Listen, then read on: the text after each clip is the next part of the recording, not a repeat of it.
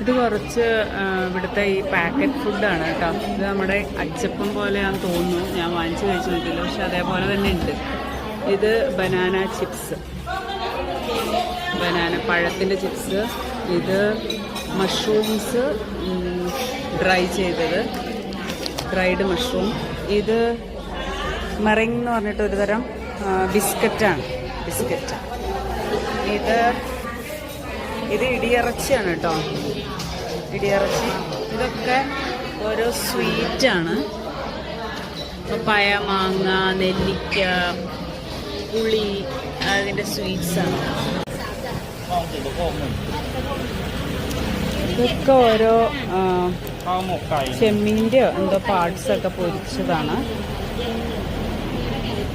പിന്നെ ഇത് ബീഫ് പലതരത്തിലൊക്കെ ഉണ്ടാക്കിയ സാധനങ്ങളാണ് ഇതൊക്കെ. ഇത് പൊരിച്ച ഉള്ളി